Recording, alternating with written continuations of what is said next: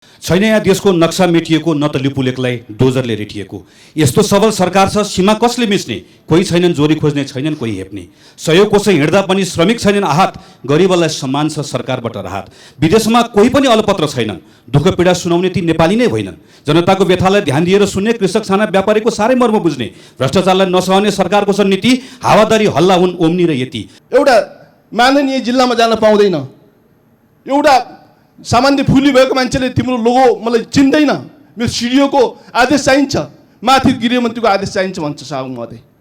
यो लकडाउन भने यो जनतालाई दुःख दिने भने हो? एउटा माननीयलाई चिन्दैन यो लकडाउनले? एउटा माननीय जिल्लामा जान पाउँदैन?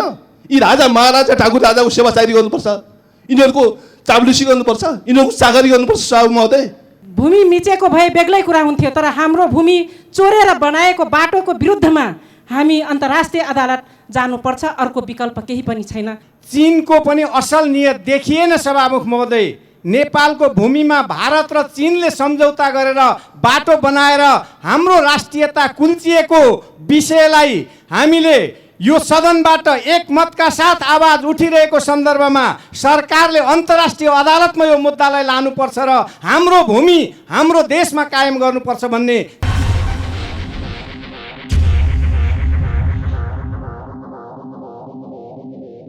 सर्वप्रथम शून्य समयको कार्यक्रम प्रारम्भ हुन्छ। शून्य समयमा बोल्न चाहनुहुने मान्य सदस्यहरूको लागि 1 मिनेटको समय निर्धारण गरिएको छ। निर्धारित समयभित्र मान्य सदस्यहरूले आफ्नो भनाइ राख्न हुन अनुरोध गर्दछु। सर्वप्रथम मान्य श्री अभिषेक प्रताप शाह। सम्मानीय सभामुख महोदय, कपिलवस्तु जिल्लामा आज बिहान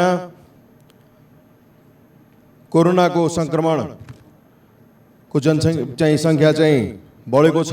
15 जना पुगिसकेका छन् र नेपाल भारत सिमानामा नोम्यान्स ल्यान्डमा अहिलेसम्म त्यहाँको रिपोर्ट आउँदा करिब 2000 भन्दा बढी नेपाली नागरिकहरू त्यहाँ चाहिँ नोम्यान्स ल्यान्डमा बसिरहेछन् सभामुख महोदय। र उनीहरूलाई नेपाल भित्राउने अहिलेसम्म सरकारसँग कुनै मेकानिजम छैन सभामुख महोदय। कम्तीमा पनि उनीहरूको PCR टेस्ट अथवा BTM टेस्ट अथवा ऱ्यापिड टेस्ट गरेर उनीहरूलाई नेपाल भित्राएर सम्बन्धित गाउँपालिका नगरपालिकामा पठाउने व्यवस्था सरकारले मिलाउनु पर्ने हो। त अहिलेसम्म सरकारले केही गर्न सकेको छैन। सरकार यो विषयलाई लिएर एकदम संवेदनशील विषयलाई लिएर सरकार एकदमै के छ भने इन्सेन्सिटिभ भइरहेछ सभामुख महोदय। माननीय डाक्टर अमरेश कुमार सिंह।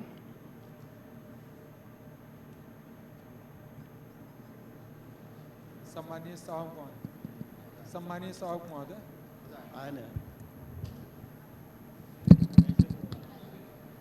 सम्मानीय सभामुख महोदय, यो अहिले कोरोना महामारीको कारणले सरकारले एकातिर भनिरहेछ कि हामी नेपाललाई एकदम कन्ट्रोल गरिरहेछौँ, तर आफ्नै नागरिक विदेशमा बिचली परेछ, चाहे भारतमा हो चाहे गल्फ कन्ट्रीमा हो, त्यसको बारेमा केही सोचिरहेको छैन।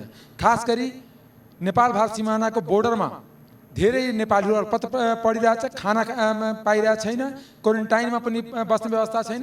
तर सरकारले जहिले पनि भन्छ कि हामीले एकदम सम्बन्धित देशमा व्यवस्था गर्छ। आफ्नो देशको मान्छेलाई व्यवस्था गर्ने जिम्मा त नेपाल सरकारको हो, त्यो नेपालको नागरिक हो कि होइन? यहाँ जनतामा राष्ट्रियता नदेख्ने, ढुङ्गामा राष्ट्रियता देख्ने, यो कस्तो राष्ट्रियता हो? त्यस कारणले जुन नेपाली चाहे जुन विश्वको जुन कुनामा हो नेपालमा लाउने व्यवस्था र त्यसलाई क्वारेन्टाइनमा राख्ने व्यवस्था गरियोस्, यो मेरो माग हो। धन्यवाद। मान्य श्री अमृता देवी अग्रहरी। सम्मान्य सभामुख महोदय, आज लकडाउनको पनि 48 दिन भइसक्यो। हाम्रो देशको सरकार किन आँखा चिम्म गरेर बसिरहेको अवस्था छ? हामी पहिला पनि विभिन्न ठाउँमा बोल्दा सचेत गराउँदै आएको छौँ कि भारत कमसे कम भारतको सीमामा अलिक कडाई गर्नु पर्यो। तर कुन किसिमको कडाई भइरहेको छ सभामुख महोदय? धमाधम खेतको बाटो भएर पनि मान्छेहरू प्रवेश गरिरहेको छन् चेतनाको अभावले। तर उनीहरूको चेतनाको अभाव छ, तर सरकारले भन्न मिल्दैन। सीमाको प्रत्येक स्थानमा कमसे कम निगरानी राख्नु पर्ने थियो। आज त्यसैको चाहिँ दुर्परिणाम हो कि मधेसको प्रत्येक जिल्लामा कोरोना भाइरसको चाहिँ बढोत्तरी भइरहेको छ। मान्य श्री आशा कुमारी विक,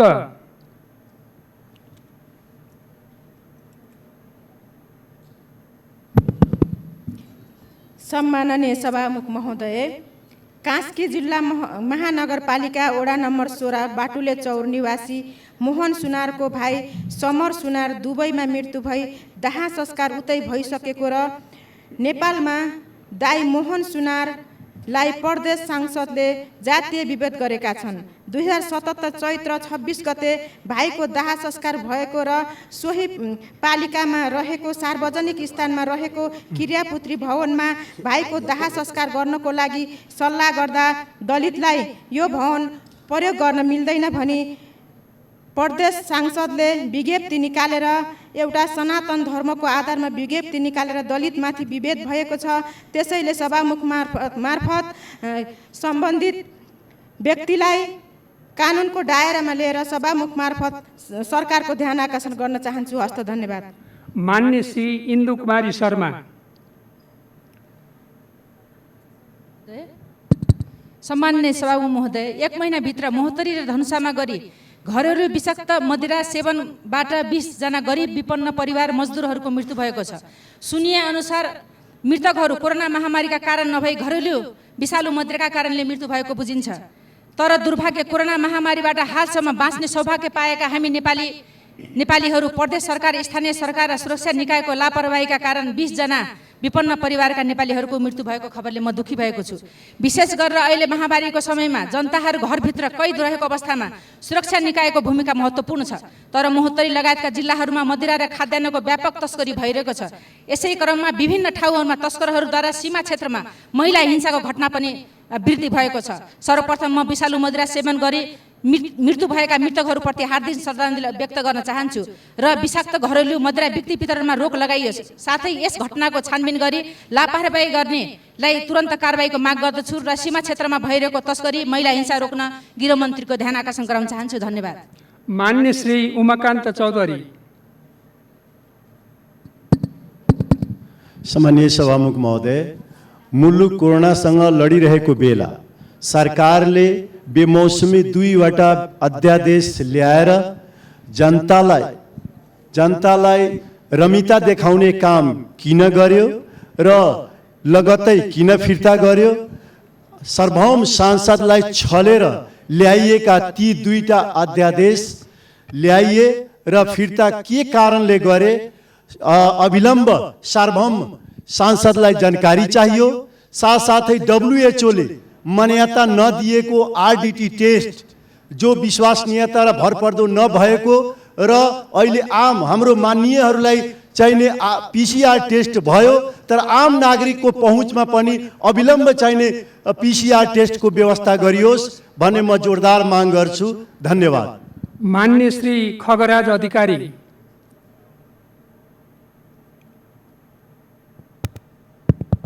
सम्माननीय सभामुख महोदय, प्यारो भूमि नेपाल बारम्बार विदेशी हस्तक्षेपको शिकार बन्दै गइरहेको छ।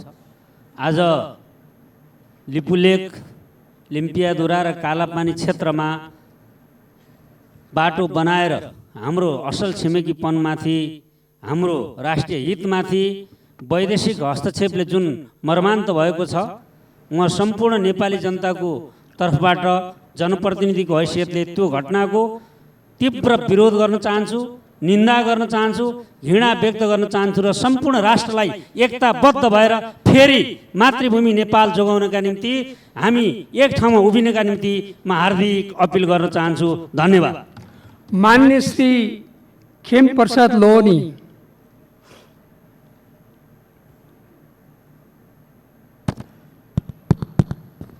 सम्माननीय सभामुखज्यू, कोरोना भाइरस जस्तो महामारीबाट जनतालाई जोगाउन लकडाउन गरेको आज 49औं दिन भयो। अहिलेसम्म 120 जना संक्रमितहरू नेपालमा देखिएका छन्।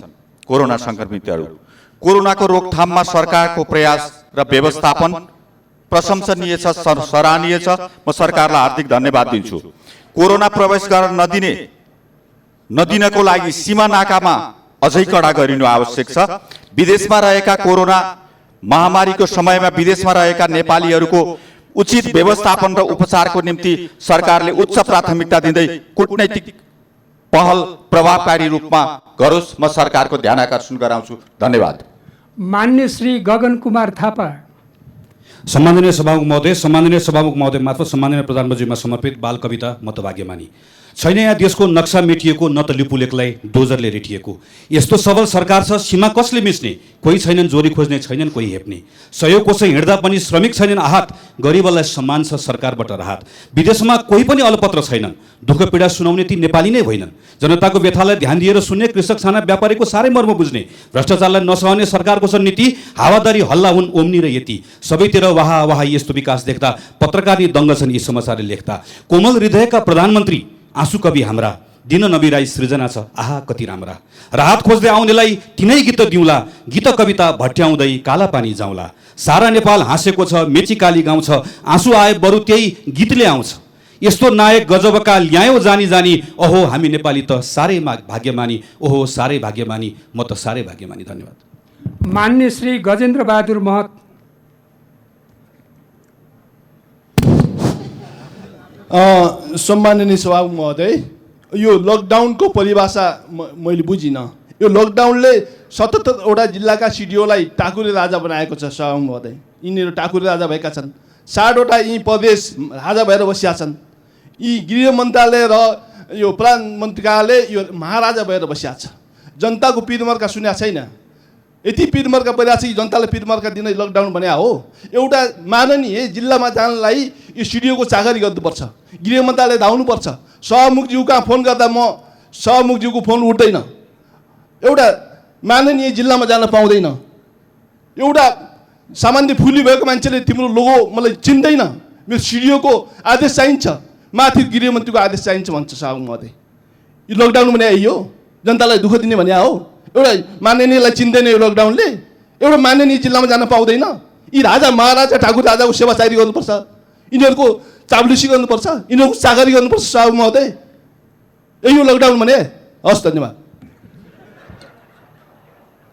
मान्य श्री गणेश कुमार पहाडी।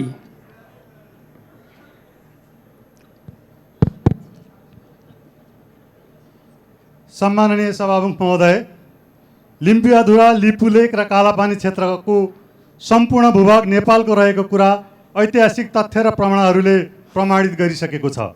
सन् 1816 को सुगौली सन्धिले स्पष्ट गरेको लिम्पियाधुराबाट निस्कने कुटीयाङदिनी महाकाली नदी भएकोले सो पूर्वको करिब 400 वर्ग किलोमिटर नेपाली भूभाग भारतले अतिक्रमण गरी आफ्नो राजनैतिक र प्रशासनिक नियन्त्रणमा राखेकोले उक्त भूभाग फिर्ताली नेपालको राजनैतिक र प्रशासनिक उपस्थिति कायम गराउनको लागि र भारत सरकारसँग तत्काल वार्ता गरी कालापानी क्षेत्रमा निर्माणाधीन सडकको काम तत्काल रोक्नको लागि सम्माननीय सभामुख मार्फत नेपाल सरकारको ध्यान आकर्षण गराउँछु। धन्यवाद। मान्य श्री गणेश सिंह ठगुन्ना। सम्मान्य सभामुख महोदय, लिम्पियाधुरा, लिपुलेक र कालेपानी क्षेत्रबाट भारतीय अतिक्रमण हटाई नेपालको स्वामित्व कायम गर्न अविलम्ब भारतसँग उच्च स्तरीय वार्ता गर्न तथा तत्काल ब्यास गाउँपालिका वार्ड नम्बर 1 दार्चुलाको कौवा भन्ने स्थानमा सशस्त्र प्रहरी बल तथा ब्याक सपोर्टमा नेपाली सेनाको ब्यारेक राख्न समेत नेपाल सरकार समक्ष जोरदार माग गर्दछौँ। साथै भारत लगायत विदेशमा कैयन नेपाली नागरिकहरू अल्पत्र परि कष्टकर जीवन व्यतीत गरिरहेकाले अल्पत्र नागरिकहरूलाई सुरक्षित देशभित्र ल्याउन आवश्यक गृह कार्यसहित निर्णय गर्न सरकार समक्ष अनुरोध गर्दछौँ। धन्यवाद। मान्य श्री गङ्गा चौधरी सदगौवा। सम्माननीय सभामुख महोदय, लिपुलेक मानसरोवर राष्ट्र भारत र चीनको व्यापारिक सडक भनी जारी जसरी नेपालको भूमि प्रयोग भएको गरिएको छ, यसमा हामी स्वाभिमानी नेपालीहरूको तर्फबाट जति निन्दा गरे पनि त्यो निन्दनीय हुन्छ। त्यस कारणले गर्दाखेरि म यसप्रति म घोर भर्सना पनि गर्न चाहन्छु। सम्मान्य सभामुख महोदय, आफूलाई विश्वमा धनी र ठुलो देश भनेर घमण्ड गर्ने भारत तर नेपालको अगाडि भिखारी र गरिब मध्ये एक हो त्यो भारत देश नेपाल। र हाम्रो भिख मागेर भूमि मिचेको भए बेग्लै कुरा हुन्थ्यो, तर हाम्रो भूमि चोरेर बनाएको बाटोको विरुद्धमा हामी अन्तर्राष्ट्रिय अदालत जानुपर्छ, अर्को विकल्प केही पनि छैन। धन्यवाद। मान्य श्री घनश्याम खतिवडा।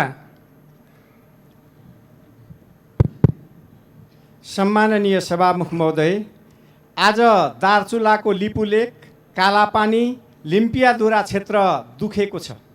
राष्ट्रियता भारतबाट पटक पटक जङ्गे पिलरमा भएका अतिक्रमणबाट राष्ट्रियता दुख्ने गरेको छ। यही सन्दर्भमा चीनको पनि असल नियत देखिएन सभामुख महोदय। नेपालको भूमिमा भारत र चीनले सम्झौता गरेर बाटो बनाएर हाम्रो राष्ट्रियता कुल्चिएको विषयलाई हामीले यो सदनबाट एकमतका साथ आवाज उठिरहेको सन्दर्भमा सरकारले अन्तर्राष्ट्रिय अदालतमा यो मुद्दालाई लानुपर्छ र हाम्रो भूमि हाम्रो देशमा कायम गर्नुपर्छ भन्ने जोरदार माग गर्न चाहन्छु सभामुख महोदय। धन्यवाद। मान्य श्री चन्दा चौधरी। सम्मानीय सभामुख महोदय, यो सङ्कटकालीन अवस्थामा हाम्रो देशको जनता बिहारका बोर्डरमा जुन क्वारेन्टाइनमा बसेर 14 दिन उहाँहरूको PCR टेस्ट गरेर बिहारको राज्य सरकारले पटना पठाएर बोर्डरमा 14 दिन क्वारेन्टाइनमा राखेर र प्रमाणपत्र दिएर पठाउँदा पनि नेपालको बोर्डरबाट आफ्नो जनतालाई प्रशासनले सुरक्षित गर्न नसक्ने यो कहाँको नियम र कहाँको कानुन होला भन्ने म सरकारसँग सोध्न चाहन्छु। र जुन हाम्रो निकाय छ, पुलिस प्रशासन छ, त्यस्तो जनतालाई व्यवस्थित किन गर्दैन, सरकारको निर्देशन किन त्यस्तो छैन, त्यो म जान्न चाहन्छु सभामुख हजुर मार्फत। र बजाबते हरेक नगरपालिकाले मटिहानी, जलेश्वर, पिपरा गाउँपालिका सबैले व्यवस्थित क्वारेन्टाइन बनाइसकेको छ र त्यहाँ जनता राख्नलाई तयार छ र त्यसपछि पनि जनतालाई आउन नदिने के होला? आफ्नो जनतालाई सुरक्षा गर्न सरकारको दायित्व, निकायको दायित्व छ कि छैन? मान्य श्री जीप छिरिङ लामा।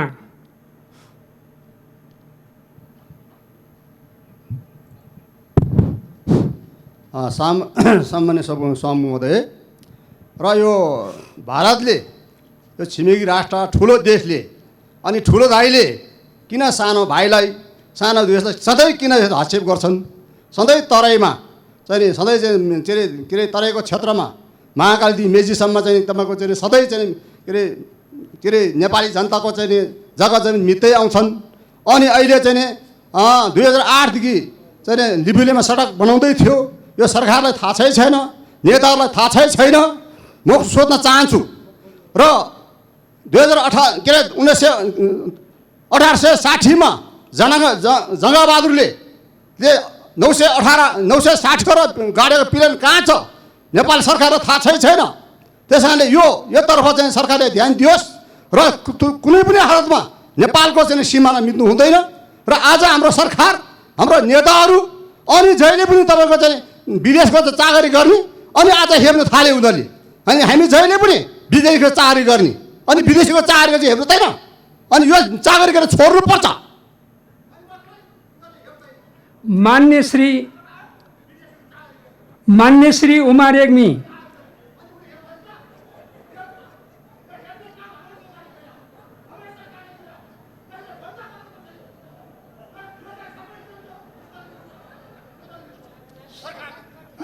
मान्य सदस्य, समय सिद्धियो।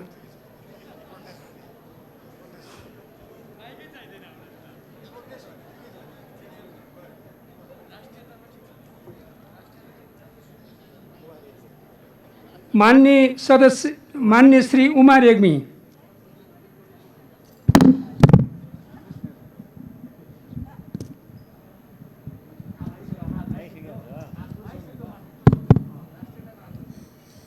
सम्मानीय सभामुख महोदय, यो कोरोना टेस्ट किट नभएर कोरोना अस्पताल जिल्ला जिल्लामा बन्द भइसकेको अवस्था छ र नागरिकलाई टेस्ट गर्दा पनि छानी मात्रै टेस्ट गर्ने प्रवृत्ति छ रोगले त छानी छानी लाग्दैन नि। त्यस कारणले सबै नागरिकलाई टेस्ट गर्ने व्यवस्था चाहिँ सरकारले गर्नुपर्दछ। अर्को कुरा, बोर्डरमा आएका नेपालीहरूलाई हामी रेमिटेन्स चाहिँ राम्रो मान्ने, तर बोर्डरमा आएका नेपालीहरूलाई चेक जाँच गरेर भित्र लिएर आएर, नेपालभित्र लिएर आएर क्वारेन्टाइनमा चाहिँ राखेर भित्राउनु पर्ने आवश्यकता छ। तिनीहरू नेपाली हुन्, उनीहरूले आफ्नो भूमिमा फर्कन पाउने उनीहरूको अधिकार छ। त्यस कारणले यसको व्यवस्था सरकारले छिटोभन्दा छिटो गरोस्। म जोरदार सरकारसँग माग गर्न चाहन्छु। धन्यवाद।